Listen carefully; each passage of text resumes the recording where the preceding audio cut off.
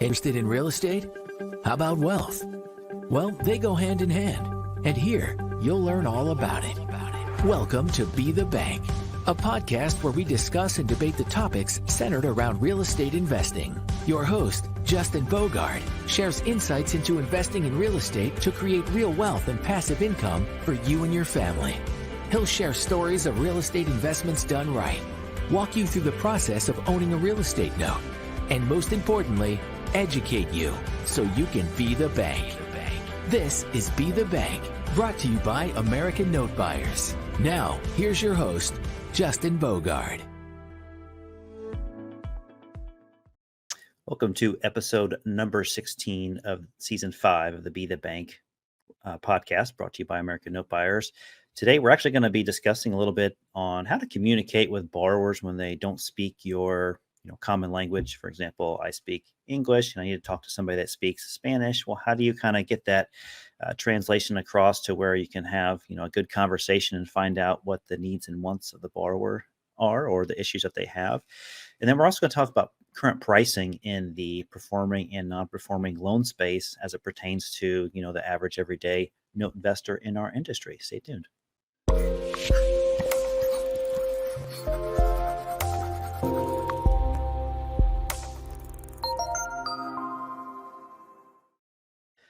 Hey, Richard, welcome. How are you? Thank you. Good. And you, sir? I'm doing pretty good. Summer is just about over. School is getting ready to start as early as next week as we're recording this broadcast. So it has really flown by the summer. Have you had any more of those magnificent rain and thunder and lightning storms that we had when I visited you last? That was kind of fun. It's funny you asked that because the other night we did. It was when I was sleeping, and I remember waking up, probably like 3 or 4 in the morning. I was obviously in a fog state of mind, and I remember there was a bunch of like lightning going on outside and loud rain. But then when I woke up in the morning, I thought it was a dream because everything seemed like to be bright and sunny and no issue, no issue outside. So, but yeah, we did have a pretty bad thunderstorm roll through recently. I love those. We used to live in DC, and for a fair amount of that time, we lived on a golf course, and so we could sit off the third hole, and had a great view of sort of the east. We were slightly west, looking to the east, and all the storms would come down from the east. So we'd get lawn chairs and put them out on the front porch, and watch the storms come down the hillside and whatnot, and see all that thunder and lightning. And that was pretty fun for little kids and everything else. So yeah, I always like watching storm stuff. That's kind of cool. If those of you that would like to see the video stream of our podcast, we film this on our YouTube channel, the American Note Buyers YouTube channel. So please check us out and subscribe there as well. So today, Richard, I started mentioning about communicating with borrowers when they don't speak your language. I believe you speak a little bit of Spanish, but you don't have like a secondary language that you speak fluently. Is that correct? That is correct. So I'm not sure what you do, but I tend to have quite a bit of Spanish, mainly Spanish only speaking borrowers recently with some loans that we've bought, especially locally here in the Indianapolis area. And so I find that some of them actually can speak both Spanish and English and read it and write it very well. And some of them just, are just barely, as much as I can speak Spanish is about as much as they can speak English. So there's like, some almost like conflict there to where I'm trying to ask them something or they're trying to ask me something, and it's hard to get across. So at times in the past, I've had like somebody that's bilingual and would get on a phone call with me, and I would say, okay, say this to the borrower, and then they would say it, and they would listen to the borrower's response, and they would say it back to me in English, and we would get through a conversation that way. But I've been using text message a lot because a lot of people just like text messages. And so when I use the Google Translate app from Spanish to English or English to Spanish, I'm able to like copy and paste information in there to kind of get the point across. And it seems to work pretty well. Mm-hmm. So, yeah, I mean, it's a close approximation. As you said that, I just remembered, this popped into my mind. A friend of mine a couple of years ago, he works in the hotel industry and quite often works behind the front desk. And he's works in a very nice hotel in Mexico City. And he said, you'd be amazed at the number of Americans that come in there and just want to put an O or an E on the end of the English word and think that it's Spanish. Like they'll say, can I have a Romero? You know, and he says, it's just kind of laughable, you know, what some of these people say sometimes. And they think they're speaking they think it's pidgin Spanish, but it's nowhere even close. But anyway, Google Translate does a far better job than that. And also, if you have a Mac, Apple Translate has a very good program. But I tend to use, in our travels, I tend to use Google Translate quite a lot, and actually got all around the countryside in Vietnam last time I went with Google Translate. And because a lot of people in Vietnam speak nothing but Vietnamese, period. So. Yeah, it's amazing how it can take what you want to say and put it in another language. Now everybody has those specific regions within certain areas of, like, the United States, how they talk a little bit different in New York or in Chicago, or maybe somewhere else. And you hear different tones and different words that they kind of change and stretch and move. So the Google Translate obviously won't catch all that. So sometimes I have a borrower that speaks mainly Spanish, and they speak a different type of Spanish. Mm-hmm. I don't know how to describe it. Maybe it's just a more different region, I guess. And so when I put it in Google Translate, it just spits back the same thing to me, because it's just like throwing up his hands going like, I don't know what this is, but they're using like the same letters. So I think when it comes to a text, they do shorthanded text words as well in Spanish, to where the translator won't exactly know what it means, because it's not going to read context, right? It's just going to go straight character for character as far as what it does. So if you can get past that, the communication works well. But ultimately, I think if you had a true translator that could speak, the language fluently on both sides, I think that's ultimately the best way to go. But at least the Google Translate can, like you said, it can get you by and get you down the road pretty far. It can, last time I was in New York, I was on the subway, and this woman who seemingly was from New Jersey was there with her small child. And she very level, the child was, bouncing all around the subway. And she said, he said, careful, I don't want you to break your face. And that was, in typical New Jersey style, a nice way of saying, I don't want you to get hurt, darling. I'm not sure how Google Translate would translate break your face. But anyway. That's fun. If anybody has any funny translator stories that they've used on some sort of translator app, we'd love for you to write in the comments, kind of what that was. And we'll probably end up sharing that in our next episode. So we encourage you to do that and go to our American Note Buyers YouTube channel under episode 16, and you can put your comment in there in season 5. Yeah, you can tell that we're in August here and in the vacation season, right? Because this topic is just not all that heavy. I mean, yeah, it's nice, but yeah. Speaking of vacations, I went on a fun little vacation not too long ago. Actually, a week ago from the time we're recording this, and we went to Cedar Point, which is an amusement park in Sandusky, Ohio. It's an actual point that comes off of Ohio into Lake Erie, and it points you like in the direction of Canada. Well, on this point, they've built a giant amusement park. Like if you walk a loop around the amusement park, it's about a 2-mile loop. It's huge. Wow. Okay. Yeah, and they have tons of roller coasters, and they have a water park there too. Well, we went for the roller coasters. So it was me and my daughters, my dad, my sister, and 2 of her kids went as well. And it was kind of fun. We stayed there for a couple of days and got to stay in a hotel like inside the park. So we just got to walk out like right to the gate from the hotel. So it was pretty fun. But man, we were worn out, Richard, when we were done. If I remember correctly, you're a real roller coaster aficionado, right? Well, I do like to ride them, and my daughters definitely like to ride them, which is great for us as a kind of a tight knit group.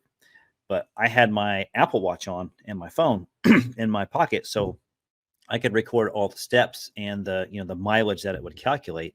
And so I believe we averaged about maybe 20,000 steps per day, and it came out close to a little bit over 9 miles that we were walking in one day. So we did that for 2 days. And so by the time the second day was done, we were all just like, time out or throwing in the towel going, man, our feet can't take it anymore. So Did you lose any weight? oh yeah. Oh yeah. I definitely Good. felt like we lost weight. We actually would buy the all day dining plan pass to where you'd wear a wristband. You'd pay like, I don't know what it was, like $40 or $45 for the day. And you could eat as many times as you want, as long as it was like 90 minutes apart. So if you're staying at the park for the entire duration that's open, I mean, that's like a 12-hour stretch, 13-hour stretch right there. So you could eat several meals if you wanted to. Now, I was trying not to eat that much because all they had there was like not healthy stuff, if you can imagine. So it was a lot of beef, a lot of greasy food. So, but anyways, it was a fun vacation. I like it. I'm looking forward to doing it again next summer. Cool. But that's another light topic for today. Let's get into a more serious note conversation topic today, and that is the buzz that I'm hearing, and I think that you're hearing as well, because we talked a little bit about this offline, is really the pricing when it comes to buying non-performing loans or performing loans in our environment today. We know that the interest rates have really jumped up, Richard, over the past year quite a bit. And I think they're still hovering around 7% today as we're recording this podcast today. And a lot of people continually ask me the questions like, how does the mortgage rate, affect pricing? How does it affect your industry as well? And I say it really doesn't affect it. But Richard, maybe what does affect our pricing is really who's holding all the paper, and why are they holding all the paper, and then what are they willing to sell it for when they want to sell it. And I think that really sets the pricing for our industry as secondhand, secondary market note buyers. What do you think? Well, what I think is interesting is that we're experiencing what I would call the tsunami that wasn't.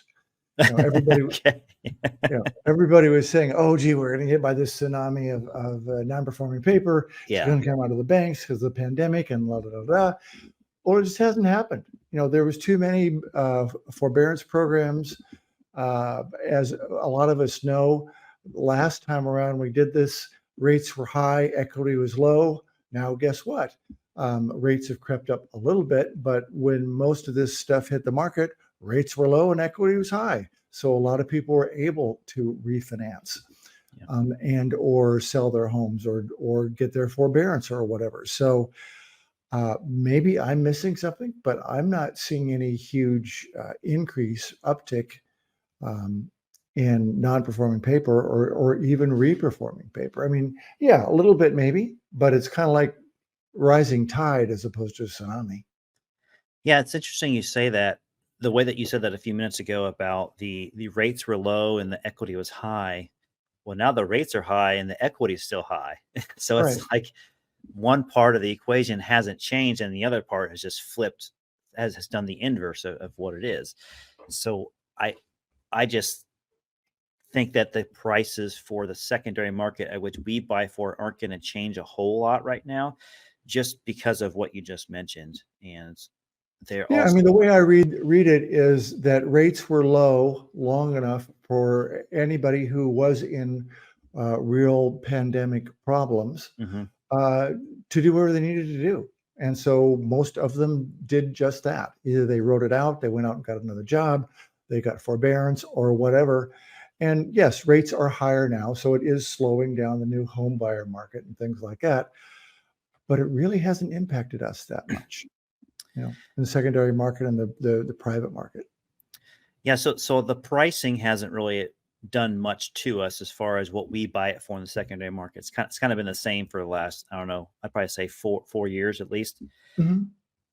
But the Yeah. amount of inventory, I think, is starting to change as far as origination inventory on the private mortgage market, because I am seeing a lot more chatter on, private Facebook groups, public Facebook groups about people that are kind of lightly experienced real estate investors that are starting to see like, hey, maybe I should originate a note. Maybe I should sell my property on seller financing.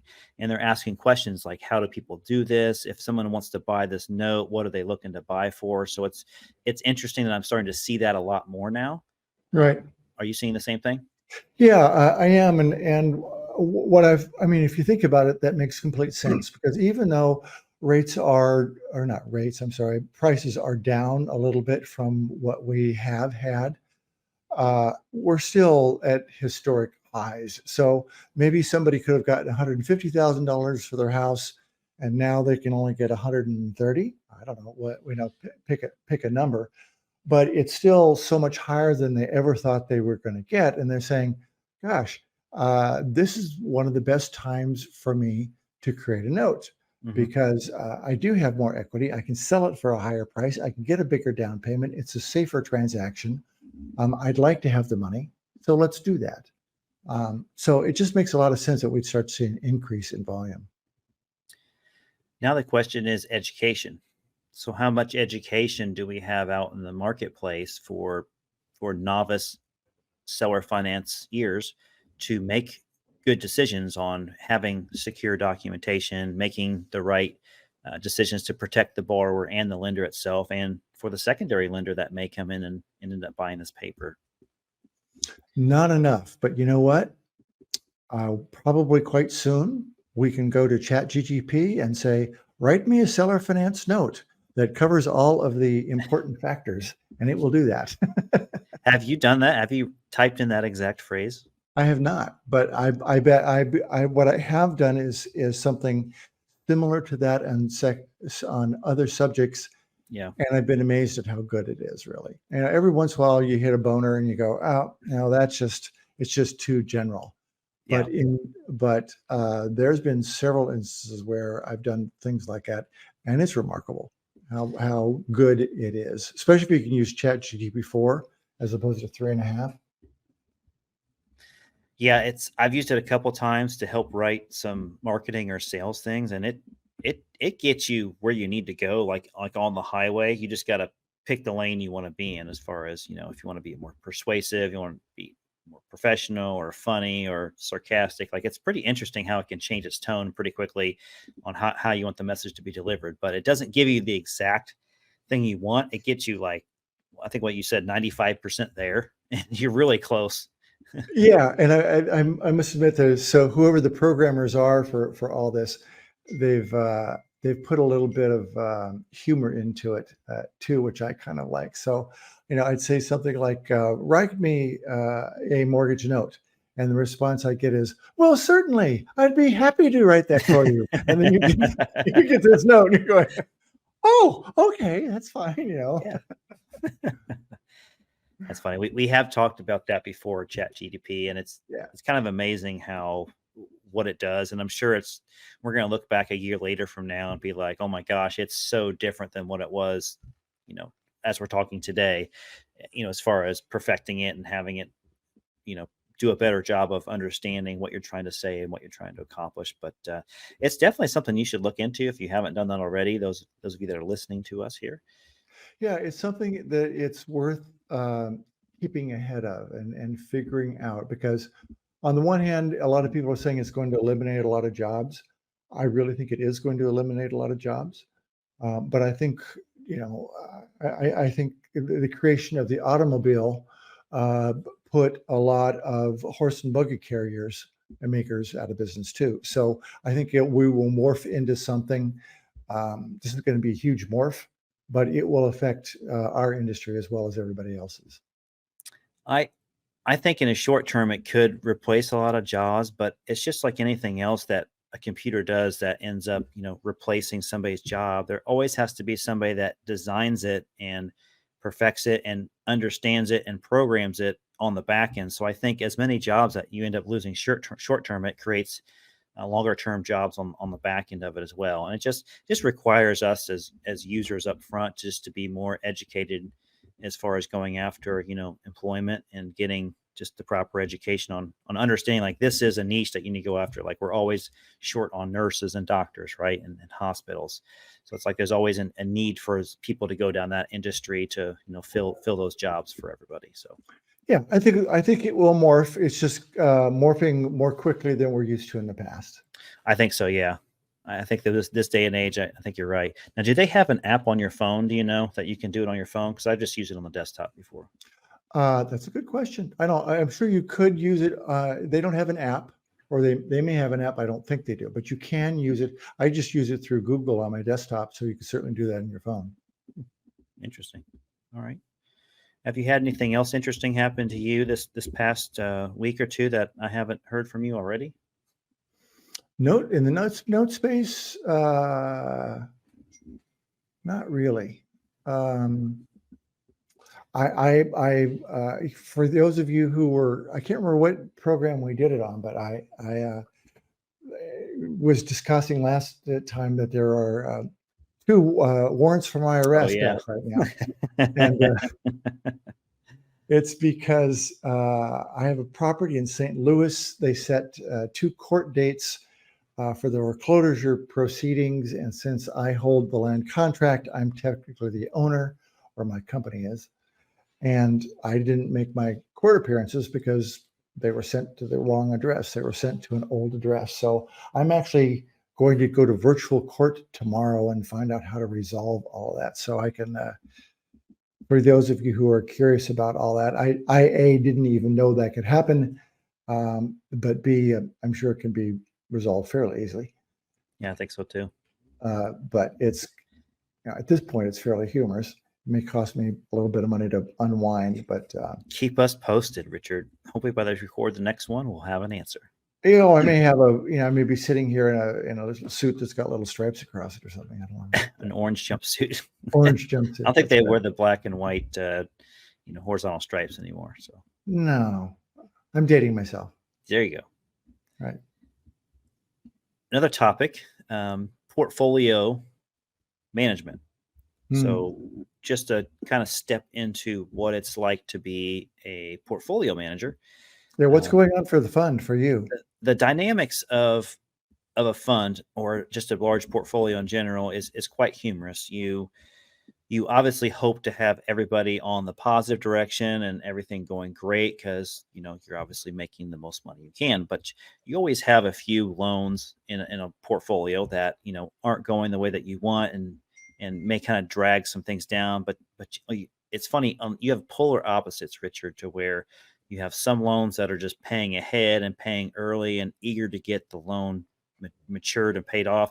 And you have other loans that get, 2 or 3 months behind and they kind of drag a little bit. So those two kind of offset each other and everything else just kind of lands in the sweet spot in the middle to where they're just, they're on time or they're just a little bit late.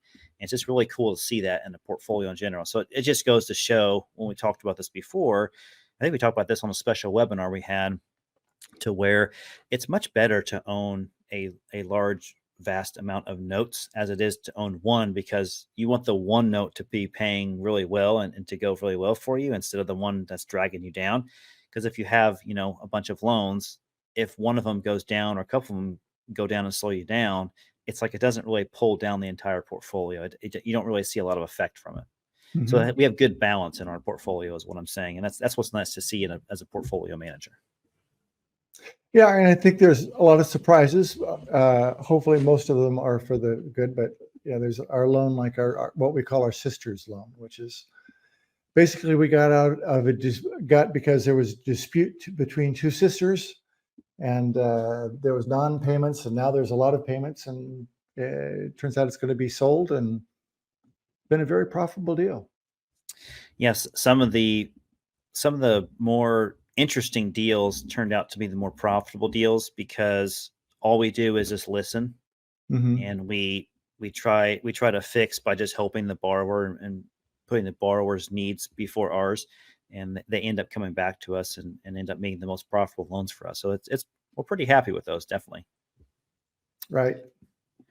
All right, Richard, that's about all the time we have for today. Thanks again for being on our podcast, episode number 16, season 5 of the Be the Bank podcast, brought to you by American Note Buyers. Don't forget to check out our YouTube channel, American Note Buyers, and we will see you on the next episode.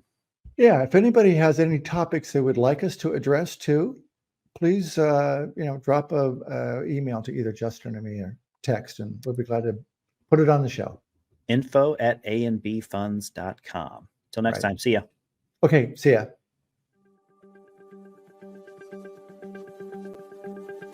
Thanks for listening to Be the Bank. We hope you learned something from today's show. If you enjoyed this episode, please rate and review us.